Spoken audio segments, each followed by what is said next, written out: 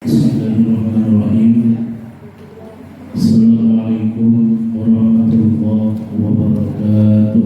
Waalaikumsalam warahmatullahi wabarakatuh. Alhamdulillah. Alhamdulillahilladzi arsala rasulahu rahmatan lil alamin. Asyhadu an la ilaha illallah wahdahu la syarika lah. Wa asyhadu anna sayyidina Muhammadan abduhu wa rasuluhu la nabiyya ba'dah. Allahumma salli wa sallim wa barik ala sayyidina Muhammadin nabiyil ummi wa ala alihi wa sahbihi wa barik wa sallim. Allahu ta'ala fil Qur'anil Karim. Bismillahirrahmanirrahim. Ya ayyuhalladzina amanu taqullaha wa qulu qawlan sadida yuslih lakum a'malakum wa yaghfir lakum dhunubakum wa may yuti'illaha wa rasulahu faqad faza fawzan 'azima. Sadaqallahul azim. Kita bersyukur kepada Allah Subhanahu wa taala yang telah begitu banyak memberikan nikmat dan karunia-Nya kepada kita semua, sehingga atas izin Allah kita dapat berkumpul di masjid yang mulia ini dalam rangka kewiritan dan juga silaturahim. Mudah-mudahan niat kita datang ke sini Allah berikan balasan seperti yang dikatakan Nabi di dalam kitab Al-Jawahirul Ma'ruf. Apa kata Nabi? Barang siapa berniat dari rumah mendatangi majelis ilmu, duduk mendengarkan, maka setiap langkahnya Allah berikan 100 kebaikan. Jadi ibu dari rumah berapa langkah? Hitunglah. Kalau naik kereta dia berapa kali putaran. Kemudian mudah-mudahan kita berharap kepada Allah Subhanahu wa taala berkumpulnya kita di sini di malam yang penuh berkah ini, insyaallah seperti inilah kita nanti bisa berkumpul bersama Rasulullah sallallahu alaihi wasallam di dalam surganya Allah Subhanahu wa taala. Amin ya rabbal alamin. Salawat dan salam selalu kita aturkan kepada Nabi kita Sayyidina Muhammad sallallahu alaihi wasallam. Kita sebagai umatnya sudah pantas dan layak mencintai beliau. Kecintaan itu kita ungkapkan dengan selalu melafazkan Allahumma salli ala Sayyidina Muhammad wa ala ali Sayyidina Muhammad. InsyaAllah ketika kita banyak berselawat kepada Nabi, niatkan selawat itu untuk Nabi, maka bukan hanya syafaat nanti yang Rasul berikan kita di yaumil qiyamah, tetapi beliau janjikan atas izin Allah, aulan nas bil yaumil qiyamah, manusia yang paling dekat padaku nanti di hari kiamat, kata Nabi, siapa mereka? Aktsaruhum alayya shalat, mereka banyak membaca selawat kepada ibundaku yang dirahmati Allah Subhanahu wa taala. Malam ini kita mengkaji surah Yasin. Jadi bahwa Allah Subhanahu wa taala menurunkan Al-Qur'an itu ada 114 surah. Kalau dalam Al-Quran banyak para ulama berpendapat 114 surah. Berapa ayat Ustaz? Para ulama berpendapat kebanyakan 6.660 ayat.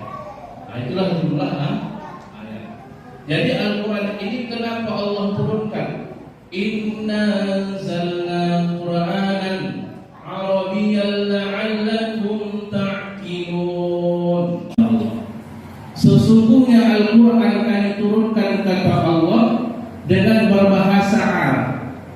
la'allakum ta'qilun, agar kamu memahami Al-Quran. Nah, makanya Allah turunkan Al-Quran itu dengan berbahasa Arab supaya kita belajar, supaya kita memahami Al-Quran. Umur 70 tahun baru belajar alif bata, nampak pun tidak bacaannya. Dulu kemana? Tidak mau belajar Al-Quran. La'allakum ta'qilun. Jadi malam ini kita membahas surah Yasin, bahwa keutamaan surah Yasin, para ulama berpendapat yang pertama ialah orang yang membaca surah Yasin, dia akan dimudahkan oleh Allah mendapat rezeki. Nah, jadi min haitsu la yahtasib. Jadi membaca Yasin ini bahagian daripada takwa kepada Allah. Istiqomah kita melaksanakan baca Yasin ini, Allah akan berikan min wa yarzuqhu min haitsu la yahtasib. Banyak cara Allah. Andaikan kita ingin berangkat umroh, banyak cara Allah. Kita pengen berangkat umroh tapi tak punya uang, tiba-tiba Allah berikan rezeki yang tidak kita sangka-sangka, bisa melalui orang lain. Karena pernah ada cerita tukang becaknya, dia sudah lama kepengen berangkat umroh, tapi setiap hari Jumat dia amalkan membaca surah Yasin. Selain itu apa? Dia amalkan setiap hari Jumat itu digratiskan ongkos becak. Ini cerita takwa. Asbab apa? Membaca surah Yasin. Atas izin Allah, Allah gerakkanlah orang kaya naik becak waktu tadi. Begitu sampai ke tujuan, dibayar orang kaya tadi, ternyata apa kata waktu?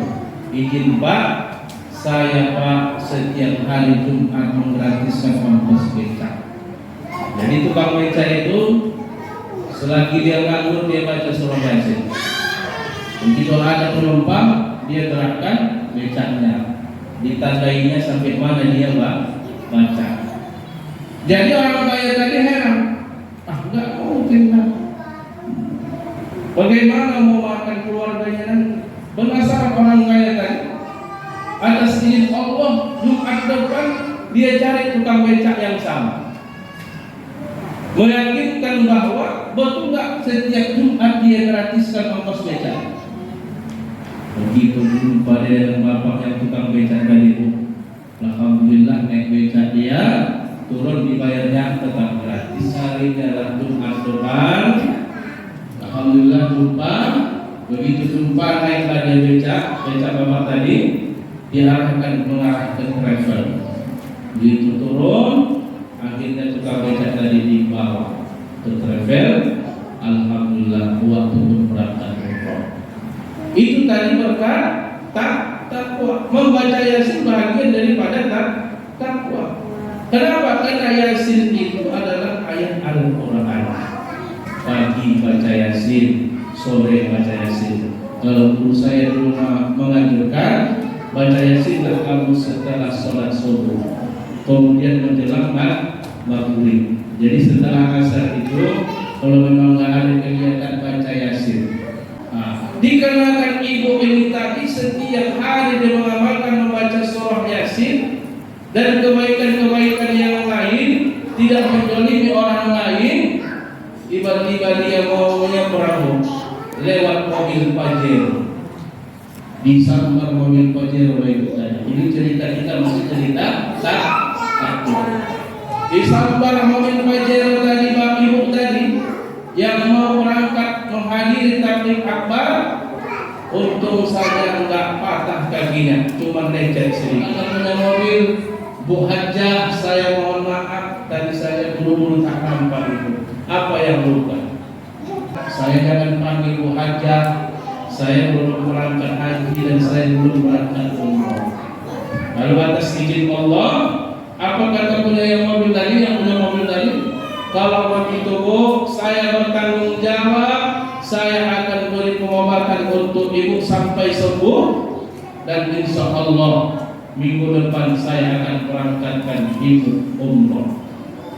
Apa tadi berkat membaca surah Yasin? Hanya gara-gara serempet mobil Pajero dia bisa berangkat umroh. Jadi itulah keutamaan. Tapi ingat apa kata para ulama? Membaca Yasin itu dengan satu syarat. Apa itu? Harus ikhlas. Ikhlas mengharapkan ridha Allah Subhanahu wa ta'ala. Karena banyak di antara kita dia ibadah itu tidak ikhlas. Kalau cerita ikhlas, Nabi aja ditanya oleh sahabat. Apa kata sahabat? Ya Rasul, ma huwal ikhlas? Apa itu ikhlas ya Rasul? Apa kata Nabi? Ma'arabtu, saya tak tahu, kata Nabi. Lalu Nabi berkata kepada Jibril, ya Jibril, ma huwal ikhlas? Apa itu ikhlas? Apa kata Jibril? Ma'arabtu, saya tak tahu. Lalu Jibril bertanya kepada Allah, ya Rabb, ma huwal ikhlas? Apa kata Allah dalam hadis kursi? Al-ikhlasu asriru biqalbi. Ikhlas itu rahasia hati. Kalau kita ikhlas membaca Yasin bunda, insya Allah akan istiqomah. Jadi penyebab orang yang istiqomah melakukan amal ibadah itu dikarenakan dia ikhlas lillahi ta'ala. Betul tak? Iya. Ada dia seminggu baca Yasin, tapi 2 bulan tak baca Yasin. Kenapa? Niatnya tadi. Niatnya supaya apa? Itulah tadi mau banyak rezeki. Tadi kan kajian kita tadi. Dimudahkan Allah mendapat rezeki. Tapi dikarenakan dia tidak ikhlas, niatnya bukan dikarenakan Allah, niatnya ingin kaya, niatnya ingin dipuji orang lain, niatnya ingin dimuliakan manusia, maka dia tak akan istiqomah. Tapi niatnya lillahi ta'ala. Tapi kalau tak lillahi ta'ala, aku yakin tak istiqomah. Ibu ini mau kredit mobil, ya. Jadi mau cakap kalau kita beli mobil kan harus disurvei dulu kan. Saya aja bu masang wifi bu, tak jebol. Lillahi ta'ala, pakai Indihome, karena rumah saya sama rumah mertua kan gabung. Kalau Allah berikan rezeki kepada kita, banyak harta kita, tapi kita tak pernah sholat itu adalah istiqomah. Oleh karena itu kita harus banyak membaca surah Yasin. Yang tadi apa bu? Ikhlas. Kedua, keutamaan membaca surah Yasin dengan hati yang ikhlas, maka Allah curahkan keberkahan. Allah menandakan kita beriman, rajin membaca Al-Quran. Salah satunya membaca surah Yasin. Apa kata Allah? Walau anna ahlal qura amanu wattaqau lafatahna alaihim barakah minas sama' wal ardh. Kalaulah penduduk negeri ini, kata Allah, beriman dan bertakwa kepada Allah, lafatahna alaihim barakah, maka Allah akan limpahkan keberkahan minas sama' wal ardh, dari langit dan dari bumi. Kalau berkah, sebulan kopek gaji suami, ibu tak kerja, yakin aku, kalau Allah curahkan di dalam harta itu keberkahan, itu tak habis-habis. Coba harta yang tak berkah, gaji suami 10 juta sebulan, ibu berangkat ke pajak, aku yakin asal nampak ambil. Betul tak? Sudah tak berkah, dia pula hidup di atas keinginan. Hartanya tak berkah, hidupnya di atas keinginan. Ingat apa kata ulama? Orang yang hidup di atas keinginan, maka tidak akan cukup harta sebanyak apapun Allah berikan kepadanya. Tapi ingat, apabila kita hidup di atas kebutuhan, maka satu hari cuma 50.000, 20.000, tapi sesuai kebutuhan, insya Allah cukup. Nah, maka oleh karena itu, apabila kita membaca surah Yasin, Allah turunkan keberkahan kepada kita. Harta berkah, anak berkah, 5 anak kita alhamdulillah semuanya baik. Kenapa? Berkah. Punya tetangga berkah. Bertetangga kita baik, akur aja. Kenapa? Tadi Allah berikan keberkahan. Kok bisa satu komplek ini nggak ada berantem? Kenapa? Karena satu komplek rajin membaca surah Yasin. Minimalnya kita seminggu sekali, begitu? Atau sebulan sekali baca surah Yasin. Kalau sudah Allah berikan keberkahan, ingat, apabila nanti sakaratul maut, Allah mudahkan lisan kita untuk menyebutkan la ilaha illallah Muhammadar Rasulullah. Kenapa? Hidup berkah. Orang yang terkala mati dalam keadaan menyebut la ilaha illallah Muhammadar Rasulullah, di dalam hadis Bukhari, Allah akan masukkan dia ke dalam surga Firdaus. Ya Allah, kata Nabi Musa, siapa orang-orang yang kau cintai agar aku bisa mencintainya? Apa kata Allah? Orang yang ku cintai adalah orang yang ingat kepadaku, dia selalu menyebut la ilaha illallah Muhammadar Rasulullah setiap saat. Itulah orang yang ku cintai. Tapi kalau orang itu malas berpikir mengingat aku, kata Allah, maka aku akan murka kepadanya. Makanya bunda, kalau sudah wirid Yasin itu, maka amalkan. Kan habis baca Yasin kita takdir kan? Habis takdir baca tahlil. Baca tahlil itu memang harus istilahnya diresapi bahwasanya tiada Tuhan selain Allah, Nabi Muhammad adalah utusan Allah. Makanya orang yang fokus itulah Allah cintai. Kalau sudah Allah cinta, maka insya Allah akan mudahkan segala urusan kita. Dia tetap cari kemana arah air. Dengarnya suara air di sofa, dikejarnya. Ternyata sampai di sofa tak ada. Dengar dari marwah. Sampai 7 kali dia kejar dari sofa wal marwah. Atas izin Allah, apa kata Nabi Ibrahim, seperti firasat dia bahwa Allah akan mudahkan urusannya dan keluarganya. Alhamdulillah, dengan gesekan kaki Nabi Ismail alaihissalam, disitulah Allah berikan, Allah keluarkan yang namanya air Zam-Zam. Bukan hanya untuk mereka, tetapi untuk seluruh manusia, khususnya umat Nabi Muhammad sallallahu alaihi wasallam. Berkat apa tadi?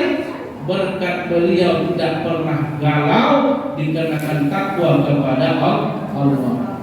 Jadi surah Yasin ini, Bu, ini bagian dari takwa. Ini ujung-ujungnya takwa semua. Tapi masing-masing Allah berikan keutamaan. Bahagia. Kemudian orang yang membaca surah Yasin, maka Allah akan ampuni dosa-dosanya. Nah, ingat, bukan hanya dapat memperoleh keberkahan hidup, surah Yasin juga akan mengampuni dosa selama hidup. Jadi kalau kita rajin baca surah Yasin itu, ingat, insya Allah mati kita nanti jauh daripada siksa kubur. Karena mati kita tak tahu kita mudah kapan kita mati. Tak tahu kita. Fa'idha da'adalhum la yasta'khiruna as-sa'a wa la yastaqdimun. Apabila datang ajal kepada kita tak bisa mengundur dan memajukan walau sesaat pun. Makanya kita nggak perlu takut dengan mati. Kalau kita rajin membaca surah Yasin, maka kita tak takut dengan namanya mati. Tapi kalau kita malas baca surah Yasin, insya Allah pastikan dia takut dengan namanya mati. Agar apa? Nanti di alam kubur tidak akan disiksa oleh malaikat munkar nakir. Karena nanti apabila kita tidak mau membaca surah Yasin atau membaca bahagian dari Al-Quran, banyak dosa kita, amal ibadah kita tinggalkan selama hidup di dunia. Nanti di alam kubur akan Allah datangkan di dalam Al-Quran. Apa kata Allah di dalam surah Al-Fajr? Wajiha yawma idzin bi jahannam, kata Allah. Nanti di alam kubur, bagi manusia yang banyak dosa, tidak pernah melakukan amal ibadah, termasuk dia malas baca surah Yasin, Allah datangkan kepadanya tamsilan neraka jahanam. Sama orang yang membaca surah Yasin itu, maka dia akan memperoleh kebahagiaan. Bahagia saja hidupnya. Kalau ibu mengamalkan surah Yasin ini, baca bahagia saja. Walaupun maaf cakap sedikit harta, tapi hati bahagia. Kemudian, apalagi keutamaan orang yang membaca surah Yasin, yaitu Allah mudahkan sakaratul maut. Apalagi maaf cakap sepanjang hidupnya dia rajin membaca Al-Quran. Kelebihan orang membaca Al-Quran ini, apa kata Nabi? Iqra'ul Quran, baca kamu Al-Quran, fa innahu ya'ti yaumil qiyamah syafi'an. Maka sesungguhnya nanti pada hari kiamat Al-Quran akan datang nanti memberikan syafaat. Bagi siapa? Di ashabi, bagi orang yang membacanya. Sampai mati kita membaca Al-Quran, bukan hanya syafaat yang diberikan, tetapi nanti tatkala sakaratul maut Allah mudahkan kita meninggal dunia. Makanya kita dianjurkan membaca surah Yasin di samping orang yang sakaratul maut, memudahkan. Tapi sudah jelas keutamaan di sini. Apabila kita baca surah Yasin, insya Allah Allah mudahkan kita dalam sakaratul maut. Nah, jadi oleh karena itu, mari kita amalkan bersama supaya Allah Subhanahu wa taala memberikan kepada kita kemudahan dan insya Allah juga keberkahan. Orang yang membaca surah Yasin itu maka terlindung dia dari malapetaka. Di jalan udah mau sejam kalau begitu, ataupun udah ketabrak tapi tak meninggal, udah peot kakinya meninggal. Itu namanya ma'unah. Jadi mukjizat untuk Nabi. Kalau mau untuk para ulama, ma'unah macam-macam kita ni lah. Orang-orang awam, kadang kita sholat, kadang tidak, ya bu ya. Kadang kita maaf cakap menggosip, kadang tidak. Nah, jadi oleh karena itu, Bunda dirahmati Allah Subhanahu wa taala. Nah, inilah salah satu keutamaan membaca surah Yasin. Kemudian apa keutamaan orang membaca tahlil? Hanya kita diperintahkan untuk istighfar, tetapi Nabi juga diperintahkan untuk istighfar. Wali Allah juga diperintahkan untuk istighfar. Apa dalilnya? Apa kata Allah? Wa tubu ilallahi jami'an ayyuhal mu'minun la'allakum tuflihun. Kenapa Allah suruh kita bertobat? Supaya kita ingat kepadanya. Apa kata Allah? Bertobatlah kamu seluruhnya wahai orang yang beriman. Bukan Allah suruh kita bertobat khusus kepada orang yang berdosa. Kan ayat ini kan dikhususkan kepada orang yang beriman, bukan kepada orang yang banyak dosa. La'allakum tuflihun, agar kamu menjadi orang yang beruntung. Kalau sudah kita banyak istighfar, maka menjadi orang yang beruntunglah kita. Kalau sekelas kita istighfarnya, apa kata para ulama? Kalau orang awam, kenapa diperintahkan istighfar? Dikarenakan banyak dosa. Kita istighfar ini karena dosa. Astaghfirullahaladzim. Kenapa kita istighfar? Karena banyak dosa. Tapi kalau wali, mereka istighfar itu bukan dikarenakan dosa, dikarenakan cinta kepada Allah.